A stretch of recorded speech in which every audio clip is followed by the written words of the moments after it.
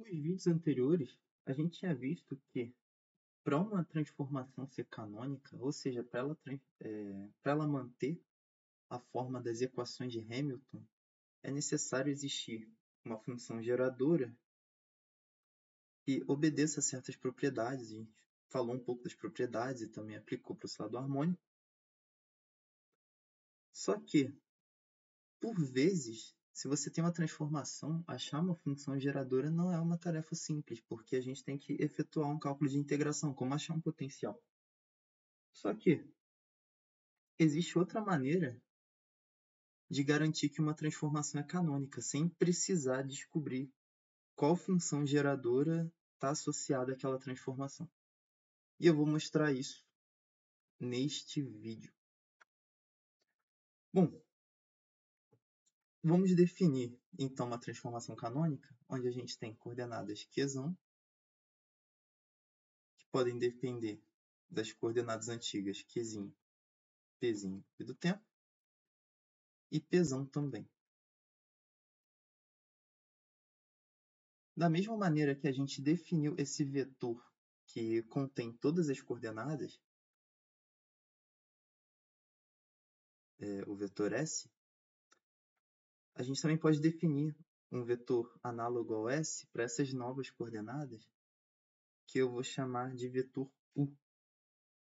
Então, meu vetor U ele vai ser a concatenação das minhas coordenadas e dos meus momentos. Só que eu gostaria muito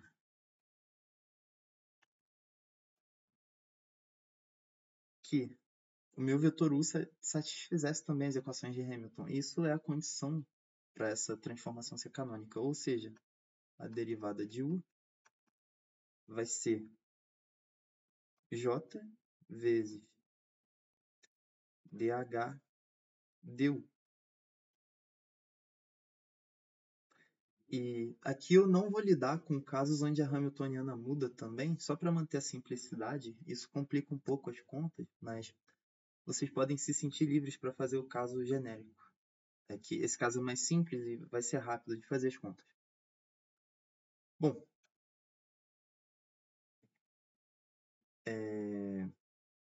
vamos escrever esse vetor U. Como essas coordenadas são funções das minhas coordenadas antigas, esse meu vetor U ele é uma função do meu vetor S. Então, quando a gente calcula a derivada do vetor U, a gente pode usar uma regra da cadeia aqui. E vocês vão ver que vai facilitar a conta também. Eu vou olhar para uma coordenada do vetor U especificamente, e não para o vetor U inteiro. Quero fazer conta coordenada a coordenada. Então,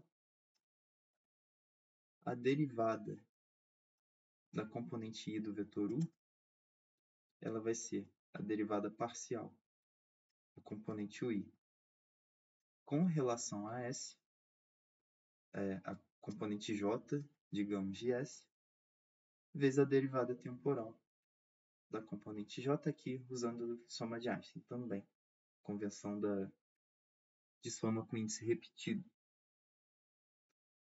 Bom, só que a gente sabe que nas coordenadas antigas a equação de Hamilton ela vale. Então a gente já sabe quem que é a derivada de S. A gente pode olhar aqui em cima, a derivada de S é J vezes dH ds. Então a derivada de SJ, isso aqui vai ser a componente J da matriz J vezes dH ds. Só que, escrevendo isso aqui em índices, a gente vai ter um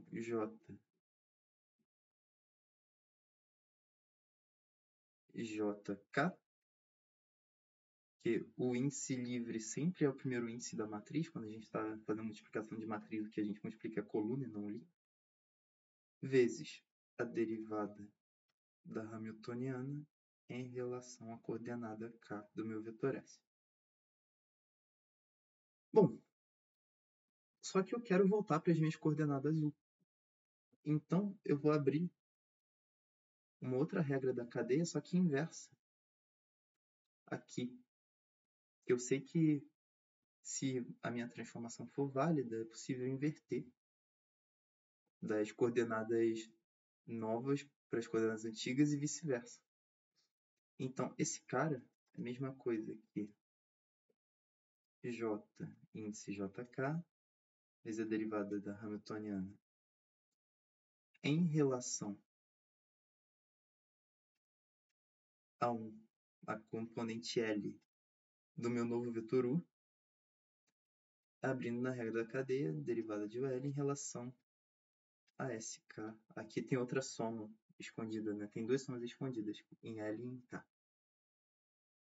Só que agora, a gente pode escrever tudo junto, ou seja, a derivada de UI é a mesma coisa que a parcial de UI em relação a SJ vezes SJ ponto, que vale J índice JK, derivada de UL em relação a SK, vezes a derivada hamiltoniana em relação a UL. E aqui, uma coisa que vocês podem perceber é que aparece duas vezes a jacobiana da transformação de coordenadas de U para S. Então, a gente pode voltar e escrever isso aqui da maneira matricial. Isso aqui, eu vou dizer que é M e J vezes J, JK. Só que perceba que essa segunda jacobiana, ela está multiplicando a coluna da matriz anterior pelo elemento de coluna dela. O JJK está multiplicando a derivada parcial, só que no índice embaixo. Então, essa jacobiana aqui, ela está transposta. Isso aqui é a matriz jacobiana, M, LK, só que transposta, vezes a derivada de H em relação ao L. Então, se a gente some com os índices e escreve essa equação da maneira matricial, a gente vai ter derivada de U. Isso aqui vale a matriz M vezes a matriz J, vezes a matriz M transposta, vezes a derivada de H em relação ao vetor U. Só que a condição para que fosse canônico era obedecer a essa equação aqui. Vou colar lá embaixo. Espera aí.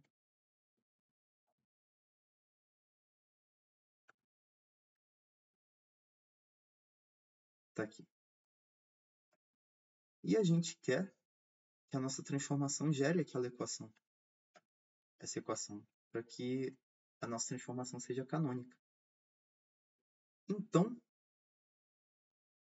para isso ser satisfeito, a gente tem que satisfazer a seguinte relação. A jacobiana da transformação vezes aquela matriz J vezes a jacobiana transposta é igual a matriz J.